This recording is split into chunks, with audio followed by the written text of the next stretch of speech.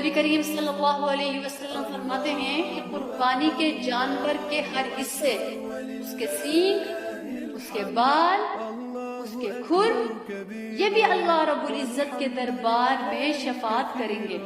उसका कोई जुज, चमड़ा, हड्डी, बाल भी जाया नहीं है। क़यामत के दिन सवाब का जरिया हर हिस्सा बन जाएगा। नाखूनों के बदले कुर्बानी के नाखून फिदिया हो जाएंगे। सर के मुकाबले में कुर्बानी का सर फिदिया होगा। कानों के मुकाबले में कुर्बानी के जानवर के कान फिदिया हो जाएंगे।